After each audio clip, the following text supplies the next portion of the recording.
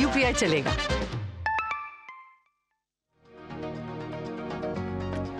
Live from New Delhi, you're watching DD India, India's voice to the world. I'm Prasar Bharati, and coming up next in our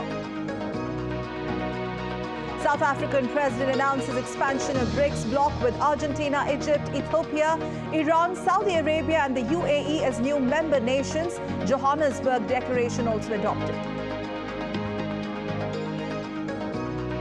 Indian Prime Minister Narendra Modi congratulates new member nations of BRICS, says the expansion will only strengthen the bloc further. नए सदस्यों के जुड़ने से BRICS एक संगठन के रूप में मजबूत तथा हमारे सभी साझा प्रयासों को एक नया बल देने वाला होगा।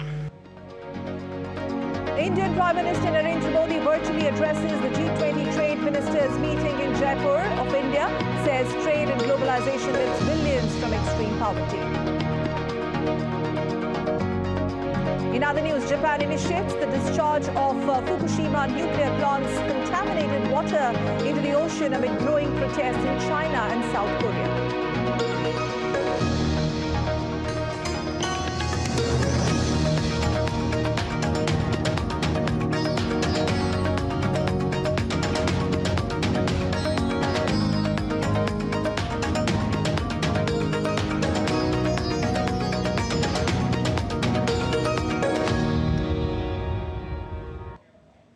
So first, let's get you all the updates on the 15th BRICS summit underway in Johannesburg.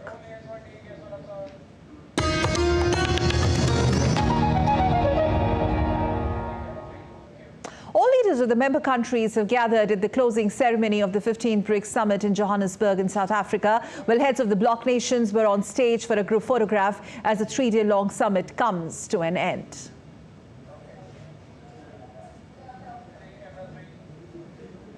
And in an historic announcement, 6 new countries will now join the BRICS bloc. South African President Cyril Ramaphosa declared Argentina, Egypt, Ethiopia, Iran, Saudi Arabia and UAE as the new members from January 1st, 2024. On the final day of the 15th BRICS summit, the group members reached consensus on the expansion guidelines and also adopted the Johannesburg II Declaration.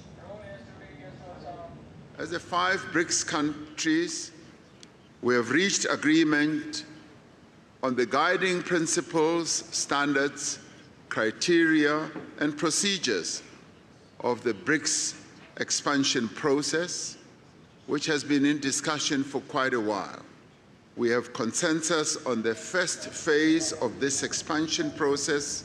We have decided to invite the Argentine Republic, the Arab Republic of Egypt, the Federal Democratic Republic of Ethiopia, the Islamic Republic of Iran, the Kingdom of Saudi Arabia, and the United Arab Emirates to become full members of BRICS.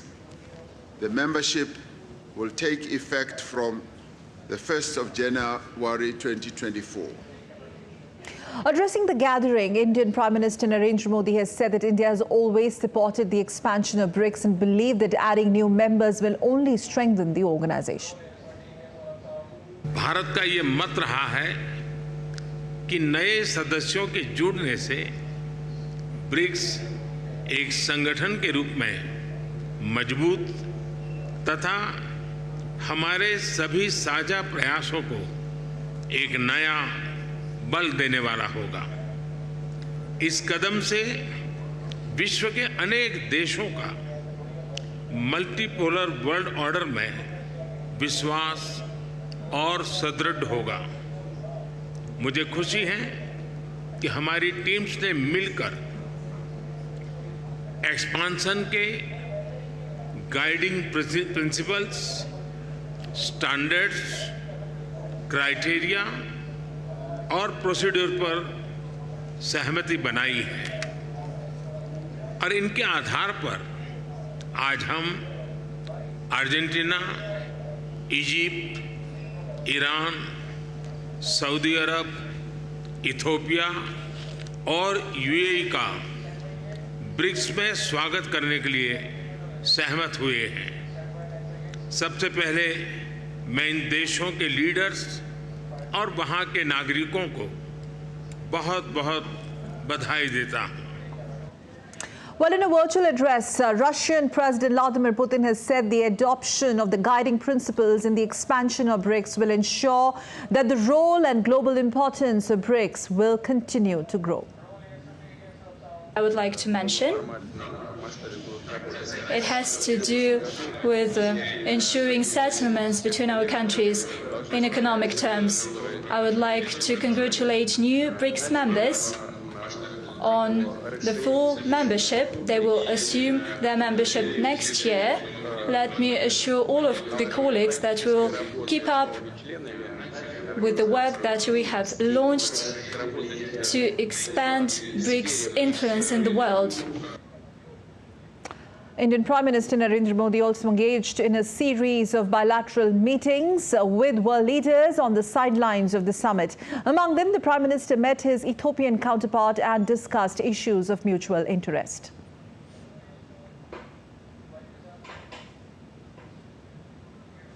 Indian Prime Minister Narendra Modi also held a bilateral meeting with the President of Senegal, Macky Sall, on the concluding day of the BRICS summit. Earlier in the day, the BRICS Africa Outreach and BRICS Plus dialogue took place in Johannesburg. It serves as a platform for BRICS leaders to engage with heads of the state and governments from the African continents and other countries. At the session, Prime Minister Modi said relations with Africa are hugely important.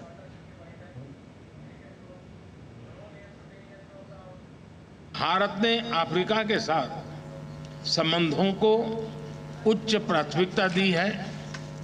उच्च स्तरीय बैठकों के साथ साथ हमने Africa में 16 नए दूतावास खोले हैं। आज भारत अफ्रीका का चौथा सबसे बड़ा ट्रेड पार्टनर है और 5वां सबसे बड़ा निवेशक देश है। सूडान, बुरुंडी और रवांडा में पावर प्रोजेक्ट्स में हो या इथियोपिया और मलावी में शुगर प्लांट्स, मोजाम्बिक, कोत दीवार और एस्वातिनी में टेक्नोलॉजी पार्क्स हो या तंजानिया और युगांडा में भारतीय विश्वविद्यालयों द्वारा बनाए गए कैंपस, भारत ने अफ्रीका के देशों की कैपेसिटी बिल्डिंग और इंफ्रास्ट्रक्चर डेवलपमेंट को हमेशा प्राथमिकता दी है। And joining us on DT India live from Johannesburg is Leon Senyege. And Leon, thank you very much for joining us quickly now. What a historic and unprecedented summit this time around. But first of all, if you could just give us an overall on the prime deliverables, especially the kind of international headlines the expansion has made, the overall consensus.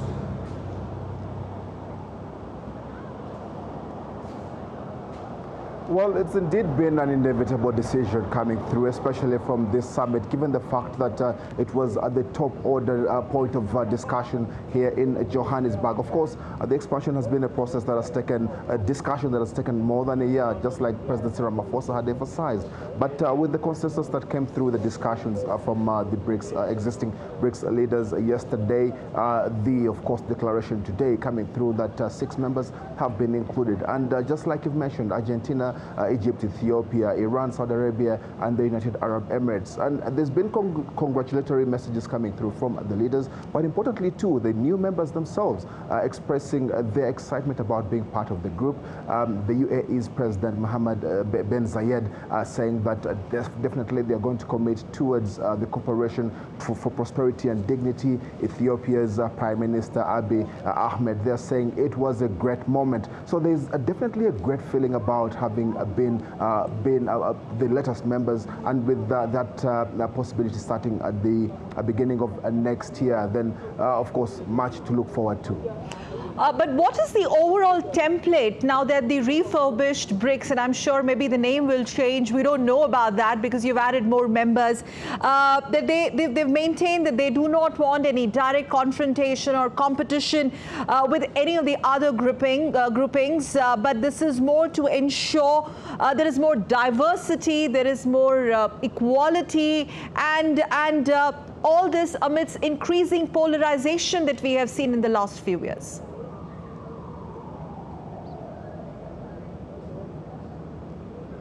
Well, the purpose for this particular group or bloc entails the fact that they are seeking governance that is fair and reasonable. So any discussion around being a threat to any other body definitely hasn't come through, though that remains one of those issues as to why BRICS is seeking to grow. In one way or another, there's that sentiment of the fact that BRICS could potentially challenge the existing bodies. But nonetheless, that doesn't cut through as the purpose for which this bloc is intending to grow. The intention herein is to drive development, growth in emerging economies in terms of infrastructure, technology, and just like the Prime Minister Narendra Modi here hinted, he wants to extend India's capacities in aerospace. Yes. The success that has come with the lunar mission just yesterday, that he wants to extend to other BRICS partners and even still the newest. So it's about growth and entirely good governance. Yeah, growth and good governance. Let's quickly welcome Dasha Shenshova joining us live from Moscow. Dasha, I would like to first of all ask you, Dasha, the major takeaways of Vladimir Putin's address virtually, of course, it seems that Russia has welcomed the expansion, but we really do know that within the original groups, the BRICS grouping, there has been a virtual split for and against Russia. And now you have new members also joining in. Well, from the Russian perspective, the BRICS bloc is absolutely essential for the creation of the multipolar world. We have heard the Russian president insisting that indeed the process of expanding the bloc, this union, is not an easy one. There are differences. This diplomacy has been required for the negotiations within the group leaders. So certainly that was not an easy question. But for the Russian president, some of the key takeaways of the speech are including the very fact that BRICS is not counterposition in itself. The Russian president has been using the opportunity of speaking to the BRICS leaders and speaking at the BRICS summit to also blame the Western countries of their attempts to create and preserve the hegemony. The Russian president once again has been saying that BRICS is not counterposition in itself, but again, it is helping to step forward with the creation of the multipolar world order. He has been saying and accusing the Western countries of trying to preserve the policy of neocolonialism, in which the countries that have been in the global south have always been underrepresented. He has once again reiterated that the so-called rules created by the Western countries are being used for the selfish interests of those Western countries. And again, the Russian president was reassuring those countries in Africa that Moscow will be able to supply these states with agricultural goods, even though the Russian Federation has decided not to extend its participation in the Black Sea grain deal. So at the moment, as we keep hearing from the Russian officials, both the president and foreign minister Sergei Lavrov, Russia is working on finding the ways that the BRICS countries could work closer within the financial system that is not dependent on the West. Okay, now, do you think here the tone and the tenor of Vladimir Putin this time around has changed with the expansion tilt given to the entire BRICS grouping? Though the BRICS maintains that there is no competition as far as other, multipolar platforms or groupings are concerned. Well, as we understand, BRICS is not trying to compete with anyone, and the competition within the BRICS is running counter to the interest.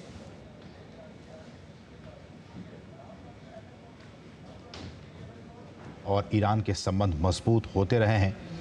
और जिस तरह से BRICS में प्रवेश मिला है, Iran और Saudi अरब के लिए असीम।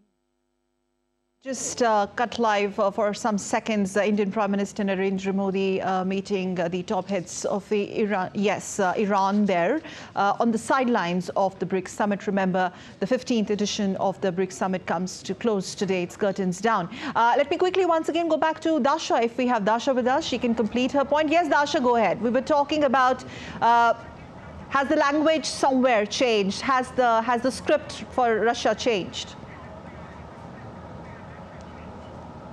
Well, the Russian Federation has always been saying that the BRICS countries have a lot to offer to the international community, and one of the main issues here has been the idea of multipolarity, of the unique benefits that these countries could bring to the international system that will be not reliant on the Western institutions. We understand from the words of the Russian officials that they are now focusing on the creation of the ties among the countries that are not dependent on the Western financial system. This is the inevitable de-dollarization of the global economy. Okay. The Russian president said this process will not go back. Yes, you can just wrap it up in 10 seconds, please. Please complete your sentence. Well, the Russian president has been saying very clearly that these countries are working a lot to establish the new routes that will be allowing these countries to make sure that they have the financial infrastructure to trade more and the transport infrastructure that will be allowing for that as well. So these are the processes that are underway, and they have to be worked out for the truly multipolar world. All right, Dasha, many thanks. We'll leave it there. Thank you for joining us live from Moscow. And moving on to some more news and updates, Indian Prime Minister Narendra Modi is all set also to visit Greece after the 15th BRICS summit ends in Johannesburg. It will be, remembered, the first visit by an Indian Prime Minister to Greece in 40 years. Well, India and Greece have enjoyed close ties in recent years through cooperation in areas like maritime, transport, defense, trade and investments. Indian Prime Minister Narendra Modi will travel to Greece for an official visit on 25th of August after wrapping up his visit to Johannesburg for the BRICS summit. On his arrival at Athens, Prime Minister Modi will be accorded a ceremonial welcome. He will pay a visit to the tomb of the unknown soldier to lay a wreath. Indian Prime Minister will have a packed schedule where he will hold delegation-level talks with Prime Minister of Greece. During the Honourable Prime Minister's visit to Greece, both sides will look to expand and diversify the trade and investment segment of cooperation, deepen and expand the defense and security partnership, infrastructure cooperation, shipbuilding industry, something which is a great strength of Greece and where the opportunities, extensive opportunities are there, energy, agriculture, education, and as I mentioned earlier, migration and mobility. The visit would give both sides an opportunity to discuss also the regional and global issues of mutual interest and help broaden and deepen our bilateral engagement. Prime Minister Modi will also be interacting with the Indian diaspora in Greece. Both leaders would also address the key businesses of both the countries. It is after 4 decades that a prime ministerial visit from India is taking place to Greece. Greece is one of India's important European partners, a member of the NATO, as well as a gateway to the European market. During Indian Prime Minister Narendra Modi's visit to Greece, there will be a lot of subjects on the table, be it expanding and diversifying trade and investments, deepening the security and defense cooperation between both the countries, as well as the shipbuilding infrastructure development and connectivity. Both the Prime Ministers met in New York in September 2019 on the sidelines of the UNGA. This visit is expected to give opportunity for India and Greece to broaden and deepen bilateral engagements. Meghna Dev's report, DD India. And ahead of Prime Minister's visit to Greece, DD India spoke to tourists in Athens who said that India's image around the globe has improved in the last 9 years. We are here in Athens at the beautiful architectural and historical spot of the Acropolis, and we are joined in by some Indian tourists who have come here to have a beautiful tour across Greece, and they are here in Athens. We'll just catch up quickly with them before Prime Minister Narendra Modi's arrival in Athens for an official visit. Heard so much about Mr. Modi visiting Athens. Yeah. I'm really excited for the progress he has made for India. He's projected India's image really well. There's a positive image of India even in the US, which didn't didn't exist like 25 years ago when we first moved there. So really happy for all the progress that he's made. It's an excellent thing to understand and know for everybody to, for India's image has been up in the global arena. That's really good. And he has done a great job. I mean, everywhere in the country, outside the country, image as well as Chandrayaan. I'm really excited to see that land in a couple of minutes or 30 minutes. So, yeah.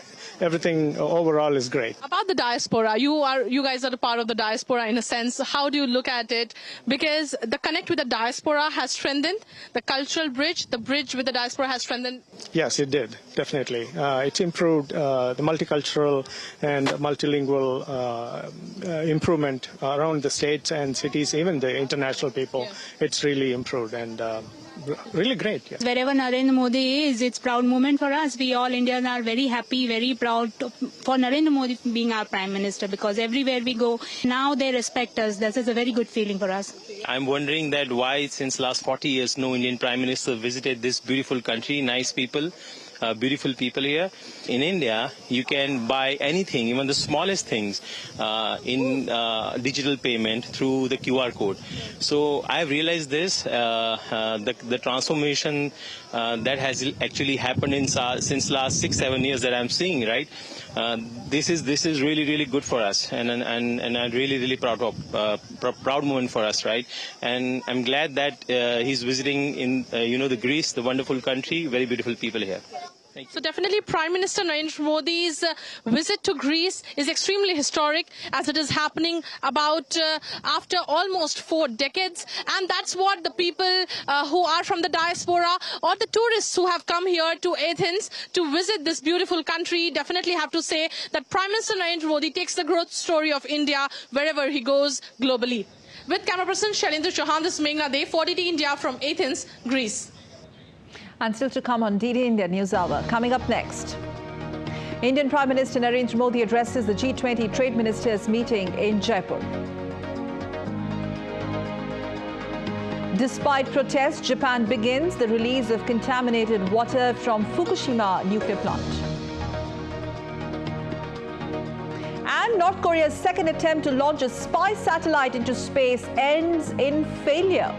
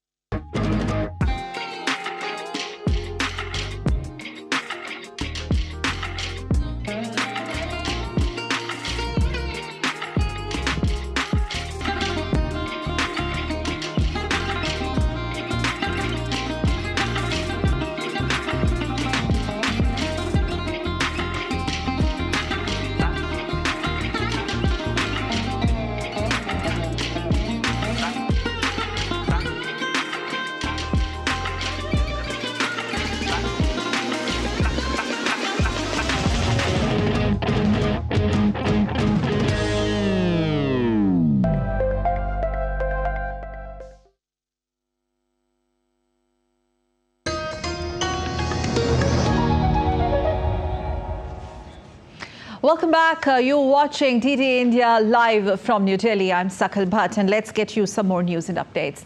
Indian Prime Minister Narendra Modi virtually addressed the G20 Trade Ministers meeting currently taking place in Jaipur, in India, in the western Indian state of Rajasthan. Now, during his address on Thursday, Prime Minister said that India is committed to be the third largest global economy in the next few years, and as the current G20 president, it is India's responsibility to rebuild confidence in international trade and investment processes. During the last 9 years, India has become the 5th largest global economy. This is the result of our sustained efforts. We embarked on the journey of reform, perform, and transform in 2014. We have increased competitiveness and enhanced transparency. We have expanded digitization and promoted innovation. We have established dedicated freight corridors and built industrial zones. We have moved away from red tape to red carpet and liberalized FDI flows. Meanwhile, India's Minister of Commerce and Industry Piyush Goyal is chairing the G20 Trade and Investment Ministerial meeting in Jaipur. Addressing the meet, the minister said that micro, small and medium enterprises play a crucial role in the global economy and need continuous support. The micro, small and medium-sized enterprises play a crucial role in the global economy and need continuous support. As the Honorable Prime Minister said, maximum support. These enterprises are the backbone of our economies, driving innovation, creating jobs and contributing significantly to overall economic growth. It is important that we collectively work towards ensuring equitable access and participation for MSMEs in global trade. This certainly will help unlock new avenues for growth. The success of India's moon mission also resonated at the Jaipur G20 Trade and Investment meeting. In fact, trade ministers of the Netherlands and Oman celebrated the moment with other delegates by cutting the cake shaped like Chandrayaan, which signifies India's Indian successful journey to the moon. DD India correspondent Prasar Bharati caught up with the Dutch trade minister on this occasion. The G20 in Jaipur has begun on a colorful note, and I have with me the minister from Netherlands. She heads the trade portfolio. Elizabeth, welcome to Jaipur and welcome to India. So how's the feeling? It is great. The welcome has been really tremendous.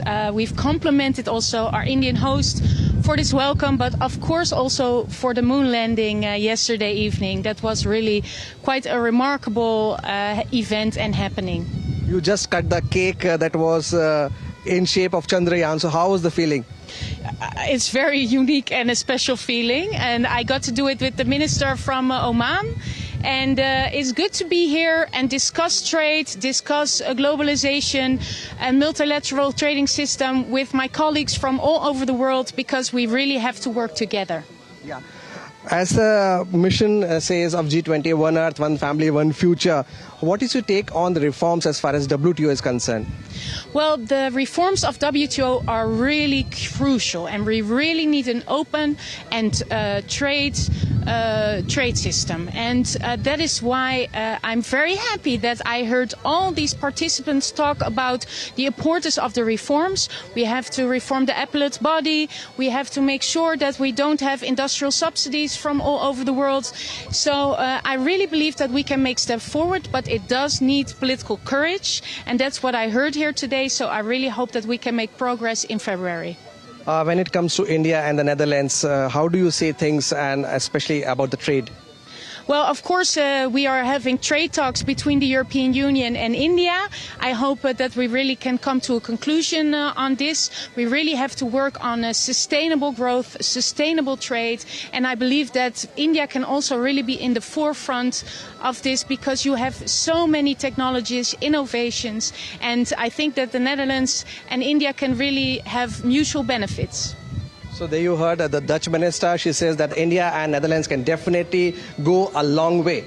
With cameraman Mohit in Jaipur, this is Vishal Baristo for DT India. So lots more to come up on DT India News Hour.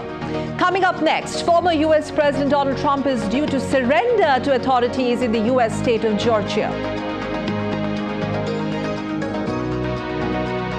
And Europe battles relentless wildfires as soaring temperatures raise health concerns.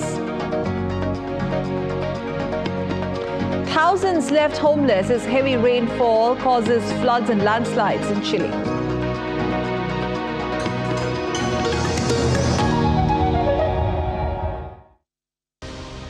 Your name, Ina Krishnamurthy. Yes. It sounds so much like an Indian name. My grandfather fascinated with Mahabharata, Ramayana stories, so he gave My father's name, Krishnamurti. The handing over of the gavel by Indonesian President in Bali to Prime Minister Narendra Modi. Of course, it's a fascinating, memorable history. What does Indonesia think is the biggest challenge in the Indo-Pacific? We don't want this region to be part of any conflict, not unilateral actions. How does Indonesia see the Quad partnership? We see it as a plus. Chair for Nick. Nick को बैठना है.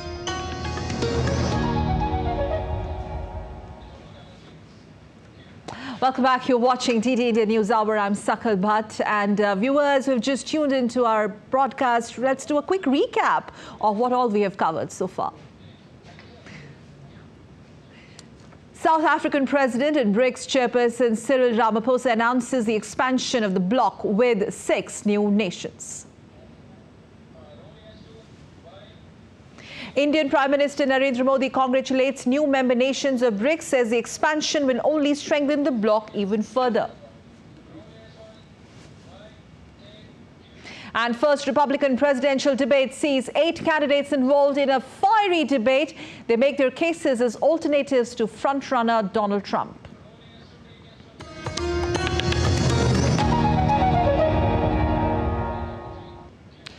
Well, going back to the top story, BRICS summit, Indian Prime Minister Narendra Modi also met Iranian President Ibrahim Raisi on the sidelines of the BRICS summit. Iran is among the 6 nations to join the bloc, effective from 1st of January 2024. And leaders of the BRICS members welcome the decision of its expansion. Brazilian President Luiz Inácio Lula da Silva has said that BRICS will continue to be a driving force to promote peace and global multilateralism. In fact, he also said that BRICS will open to new members. BRICS will continue open to new members, and for that we also approved criteria procedures for future members. We also approved the creation of a working group so that we can study the adoption of unit currency as reference for the BRICS. This measure could increase our options for means of payment and reduce our vulnerabilities. And while addressing the Assembly, Indian Prime Minister talked about how the expansion will strengthen India's relationship with all 6 new member nations. इन सभी देशों के साथ बहुत ही गहरे संबंध हैं, बहुत ही ऐतिहासिक संबंध है। ब्रिक्स की मदद से हमारे द्विपक्षीय सहयोग में नए आयाम अवश्य जुड़ेंगे।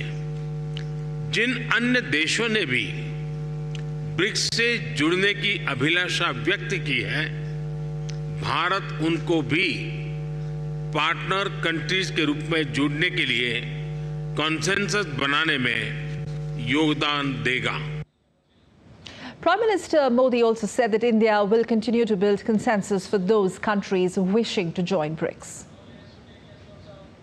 ब्रिक्स का विस्तार एवं आधुनिकीकरण इस बात का संदेश है कि विश्व के सभी इंस्टीट्यूशंस को बदलते समय की परिस्थितियों के अनुरूप ढलना चाहिए। ये एक ऐसी पहल है जो 20वीं सदी में स्थापित अन्य ग्लोबल इंस्टीट्यूशंस के रिफॉर्म के लिए एक मिसाल बन सकता है। And now shifting focus to Pragyan. The Pragyan rover from India's Chandrayaan-3 has successfully exited the spacecraft and has begun its exploration of the lunar surface. Now, taking to Platform X, that is formerly known as Twitter, the Indian Space Research Organization on Thursday informed that the Chandrayaan-3 rover ramped down from the lander and India took a walk on the moon. Or rather, India took a moonwalk. So as India becomes the 4th nation in the world to successfully land on the moon with Chandrayaan-3 and the first to go on the lunar South Pole. This is unprecedented and historic event and has not only consolidated India's position in the space race or the space, it has garnered widespread international reactions as well as responses. Along with global leaders and international organizations, world media has also been covering this landmark achievement Far and wide. US publication Washington Post covered the event with the headline, India lands a spacecraft softly on the moon's surface. Financial Times, our first New York Times, says India is on the moon. Lander's success moves nation to next space chapter. And another main headline asks the question, what's next for India in this space exploration? Reuters has called it a victory cry of a new India. And for more on this, I'm being joined by my colleague Nick Harper in our New Delhi studio. Nick, such a pleasure to have you in the studio this time. So how do you look at the international headlines, the kind of widespread global attention in India, the Chandrayaan-3 launch garnered for India? Well, I think undoubtedly what we've seen being splashed across newspapers worldwide, being shown on news websites, being shown on international television, is really a huge congratulations to India, and pointing out two main themes: that not only is this a new chapter for space exploration, but also this is a new chapter for India, making history, being able to be the fourth country to get a landing on the moon, but also becoming the first country to explore that unexplored South Pole area. Now, just to run you through some of the things that some people have been saying. So the Washington Post called it a triumph for a country with growing ambitions in space. It also said that it bolstered India on the world stage, pointing out how it would go on to help boosting the economy and the tech sector here in the country. The BBC said it was a massive moment for India, and it bumps them up the space powerhouse list. And one more, The Guardian, saying India's emergence as a space power has now happened, and it helps to showcase the country's rising standing as a technology and space powerhouse. So lots of congratulations there from the world's media. So let me take this to the next level. So having said that, how do you see this India consolidating its space in the space worldwide, where it has been traditionally dominated by certain Western powers, and now India did unthinkable? Well, absolutely, and I think you think it has changed the rules of the game in a way? I think it has, and I think that's also what the world's media has been pointing out, that this showcases India and its ambitions as we move forward in the 21st century, that it very much wants to be front and centre when it comes to space exploration. It's not just stopping here, it has plenty of future plans. Yes. We've also seen something being pointed out by many of the commentators saying how cost-effective this mission has been in comparison to some of the other superpowers. And one last thing as well, that obviously several commentators have pointed out, that coming off the back of Russia's failure with the crash just last weekend, many commentators saying that this is a success that is made even sweeter for India because of that failure by Russia just a few days ago. Not really, it won't be fair to really compare, but then this success comes close on the heel of Luna 25. But that the fact that India has overtaken Russia in this feat, like I just said, it's unfair to compare, but at the end, it's India which did it first. So how do you see this? Because there have been indirect references and comparisons, even prior to the launch, that Russia did it, but Russia failed. What happens to India next? We had world watching us. That's it. I mean, the world was watching, and they were watching perhaps even more, because what happened just a few days... But was the world watching Russia too? Exactly, and they were, and they saw that failure, and therefore all eyes were on India just a few days later. So the hope was for success, obviously here in India. We had that success, and I think it's made a lot of other world superpowers, as shown by the media reaction, sit up and take notice that India is very much now a world player when it comes to space exploration, and they plan to continue to have this success and have this mantle for some time to come. Such a pleasure, Nick. Thank you very much for joining us and for that insight. Thank you. That was Nick Harper of DD India joining us on that story. Now, let's move on and look at some more news and updates. We go back to a top story on BRICS. Speaking at the BRICS summit, Indian Prime Minister Modi has thanked global leaders for their wishes over the successful landing of Chandrayaan-3 as well. कल शाम भारत के चंद्रयान ने चांद के दक्षिण ध्रुव पर soft landing की। ये केवल भारत के लिए ही नहीं, बल्कि पूरे विश्व के वैज्ञानिक समुदाय के लिए एक बहुत बड़ी उपलब्धि है। और जिस क्षेत्र में भारत ने अपना टारगेट तय किया था, वहां पहले कभी कोई प्रयास नहीं हुआ है, और ये प्रयास सफल हुआ है। तो बड़ा डिफिकल्ट टेरेन के ऊपर विज्ञान हमें पहुंचा पाया है। ये अपने आप में विज्ञान की, वैज्ञानिकों की बड़ी सफलता है।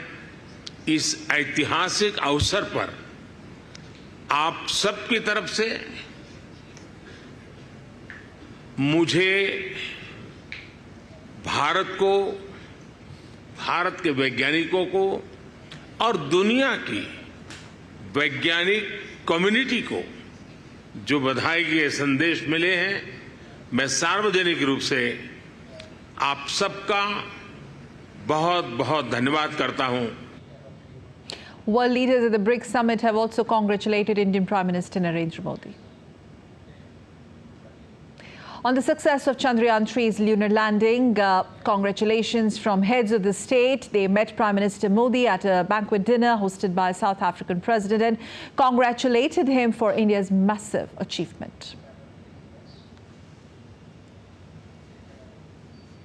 In fact, in Athens, people of Indian origin expressed happiness after the successful landing of Chandrayaan 3. They're excited to welcome Indian Prime Minister Narendra Modi to Greece. DD India's Meghna Dev gives us more. So we are here with the Indian diaspora in Athens, and obviously a lot of excitement amongst the diaspora on the success of Chandrayaan 3. Besides that, obviously a lot of excitement in terms of Prime Minister Narendra Modi's arrival to Athens, which is going to be in some time from now. कोई प्रधानमंत्री हमारे देश में आ रहा है, Greece में आ रहा है, तो हमें बहुत अच्छा लगा है। और first of all I want to thank for everybody और Indian community for hip hip hurray for the Chandrayaan 3। Indian community 10-15 हज़ार के आसपास है और सभी ग्रीक नेशनैलिटी वाले और बाहर वाले सभी इंडियन कुजीन को बहुत ज्यादा लाइक करते हैं यहाँ पे। We see butter chicken, we see naan, we see everything that's very much relatable to Indian cuisine, very much Indian. So that's what people relish here. So how do you see, the Indian diaspora here and Prime Minister Narendra Modi coming here, his global outreach in that matter? Well, I can see the spark in people's eyes, like how excited they are to see our Prime Minister Narendra Modi here in Greece, and like everybody is so excited to welcome him. How is the excitement? Is there a buzz in Athens of Prime Minister Narendra Modi's arrival here? Yes, absolutely. It's a full of buzz about the Prime Minister Modi's visit. I am personally very much excited to know about the Modi's visit. So now that today with the Chandrayaan 3's successfulness, from now onwards, if at all anybody is talking about the space technology, they will see India is the person. India is going to lead the space technology. In the history before Modi, and the India is not grooming, but now after a lot of decades now because of the Modi, and India GDP is growing too much. Very excited. I'm visiting from the US and hearing the excitement and the Greece culture for welcoming Modi ji. We're very excited to see coming here. Definitely a historical visit that comes after 4 decades, but definitely something to watch out for when Prime Minister Narendra Modi will also be addressing a beautiful community event here and talk to the Indian diaspora, which is one of his, one of his unique things that he does everywhere, every place he goes, to connect to the bridges, the living bridges between India and the globe, that in terms of the Indian diaspora. With camera person Shailendra Chauhan, this is Meghna Dev for DD India from Athens, Greece. Well, Meghna, they're getting us flavors of India from Greece. And moving on to the Indian state of Karnataka down south, where Karnataka's Chief Minister Siddaramaiah has praised the country's space agency on the successful landing of Chandrayaan 3 spacecraft. Video footage shows him congratulating the ISRO chief S. Somnath. India's ambassador to United Nations, Ruchira Kamboj, has called the successful soft landing of ISRO's moon mission Chandrayaan 3 a historic moment for humanity. Let me quote the Prime Minister of India himself on this.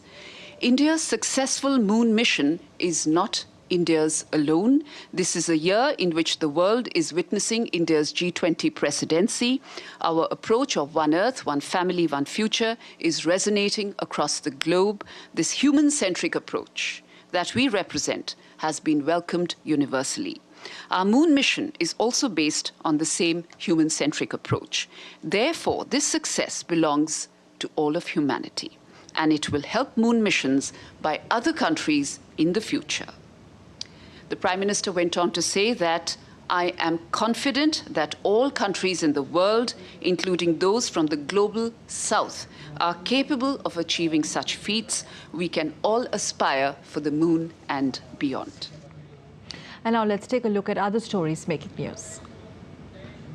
The mayhem caused by the monsoon continues to impact the Indian state of Himachal Pradesh. The incessant rainfall has obstructed national highways. Over 400 roads have been closed. According to official data, at least 10 people have died so far due to separate incidents like heavy rains and cloudburst. 2 other people are reportedly missing.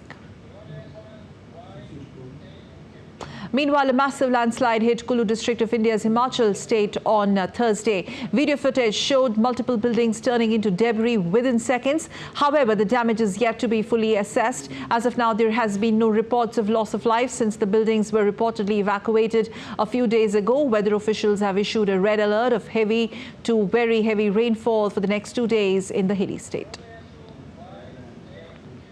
Flooding in India's Assam continues to worsen following heavy rainfall. The swollen Brahmaputra River is at a dangerous level and an orange alert has been issued for several parts of the Assam. Heavy rainfall is forecast the region Assam and other northeastern states until Saturday.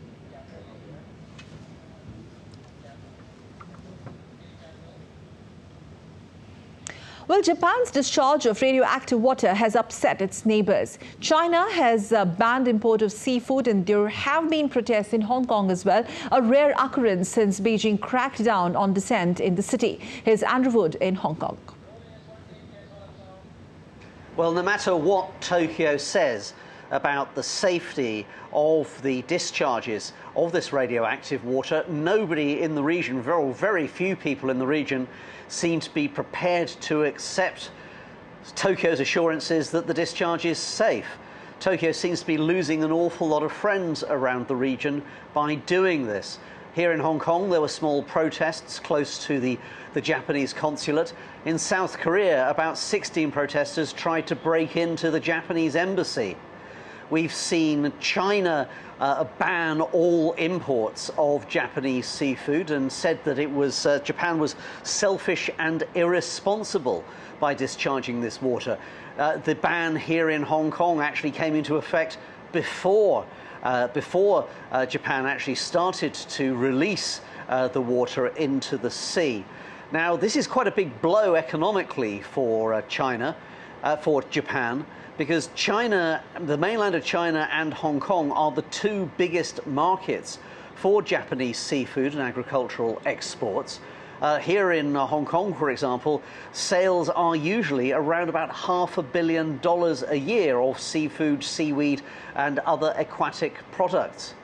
North Korea has weighed in as well. Now, there's not really a lot of love lost between North Korea and Japan. But North Korea was saying, well, this was a crime against humanity. So, no matter what the scientific evidence says, Tokyo has really failed to win over so many people around the region. That can't be good for its soft power. And yes, Japan is going to lose an awful lot of friends by doing this. In Hong Kong, I'm Andrew Wood, reporting for DD India. Meanwhile, vendors in Beijing seafood market have raised concerns about the release of treated water from Japan's Fukushima nuclear plant. In fact, China, which is the world's biggest importer of Japanese seafood, has already banned imports from some Japanese territories, and vendors have already started looking for substitutes of Japanese seafood. China is showing strong opposition and has condemned Japan's move, citing major safety issues. A lot of ingredients in our products are from Japan. If they discharge nuclear waste into the sea, it will certainly have an impact, and we may not dare to even use their products anymore in the future. We will definitely try to avoid importing these raw materials from Japan. We consider using ingredients from Russia instead, looking for possible substitutes. We need to firmly boycott Japanese products in future. If Japan insists on discharging nuclear wastewater into the open sea, it will not only impact the seafood industry, but also on water resources and the whole of humanity. It's not just about the seafood industry. Russia's Wagner chief Yevgeny Prigozhin was reportedly on board a plane which crashed on Wednesday evening north of Moscow with no survivors reportedly. However, there has been no official comment from the Kremlin or the Defense Ministry on the fate of Prigozhin. Authorities say mercenary chief Yevgeny Prigozhin was listed as a passenger in a fatal plane crash about 2 months after the mutiny he led that brought the country into a crisis. This unverified video from a Russian news outlet is said to show the moment of the crash. Reuters used satellite and street view images to confirm the clip's location, but could not immediately confirm that Prigozhin was physically on board the aircraft. According to Russian authorities, the crash happened Wednesday evening north of Moscow, leaving no survivors. 10 people were on board the plane heading from Moscow to St. Petersburg, 3 of them crew members. State media is reporting that 8 bodies were initially found at the crash site, with search and rescue operations underway. Data from online tracker FlightRadar24.com shows a plane heading northwest and then shortly after 6 p.m., suddenly disappearing. Prigozhin soared in prominence after Russia's invasion of Ukraine last year. The 62-year-old's fighters led the assault on the city of Bakhmut in the longest and bloodiest battle of the war. In June, he spearheaded a mutiny against Russia's top army brass. President Vladimir Putin said that move could have tipped the country into civil war. He was supposed to move to neighboring Belarus under an apparent deal to end the mutiny. U.S. President Joe Biden said he wasn't surprised to hear the news. There's not much that happens in Russia that Putin's not behind. I don't know enough to know the answer. There was no immediate comment from Russia's defense ministry or the Kremlin. Well, still to come on DT India News Hour. Coming up next, Magnus Carlsen beat Praganandya in the finals to win his first Chess World Cup. And Jeswin Aldrin becomes the first Indian to reach the finals of the World Athletics Championship 2023.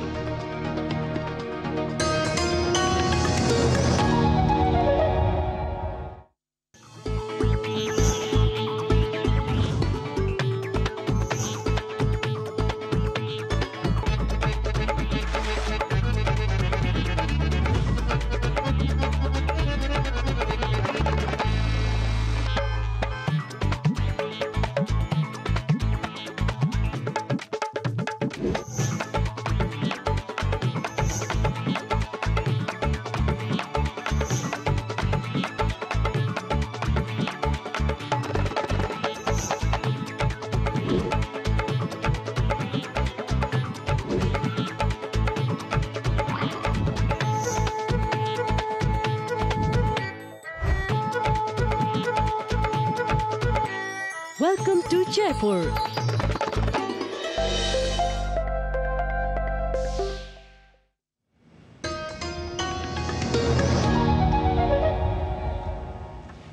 Welcome back. You're watching DT Indian News Hour live from New Delhi. I'm Sakal Bhatt, and those of you who've just tuned in, let's do a quick recap of the top stories.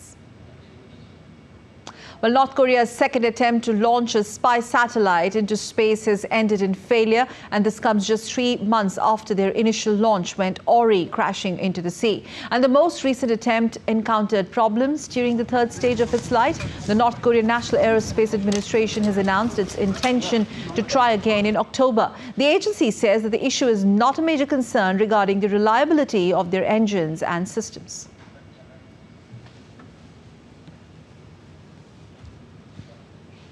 Former U.S. President Donald Trump is due to surrender to authorities in the U.S. state of Georgia today, and Trump has been charged with attempting to overturn the 2020 general elections. He is one of the 19 court defendants who have until Friday to turn themselves into the Fulton County Court. DD India's Sally Patterson has more. It's his 4th criminal case in less than 5 months. Former US President Donald Trump has found himself in courts across the country facing a plethora of charges, from Manhattan to Miami. And now he's due in Atlanta, Georgia, accused of attempting to illegally overturn the results of the 2020 presidential election. Taking to his social media platform Truth Social on Wednesday, Trump wrote, "Nobody has ever fought for election integrity like President Donald J. Trump. For doing so, I will proudly be arrested tomorrow afternoon." He's one of 19 co-defendants charged with a conspiracy to prevent Joe Biden from replacing him as president in 2020. Last week, a grand jury handed up a 41-count indictment, accusing those charged with engaging in a criminal enterprise and committing election fraud. The indictment says they pushed false claims that the election was stolen, harassed an election worker, and created fake electoral commission documents. Now, over the past few days, Trump's co-defendants have been booked at Fulton County Court, while others have made bail agreements with prosecutors. Trump himself has already negotiated a $200,000 bond and his release conditions. Now, these include only communicating with his co-defendants through lawyers and making no threats of any nature against the community, including on social media. Trump's been known to personally attack prosecutors in the cases he's facing. That includes Fannie T. Willis, the district attorney of Fulton County, who's leading this one. Trump denies any wrongdoing and has called the charges politically motivated.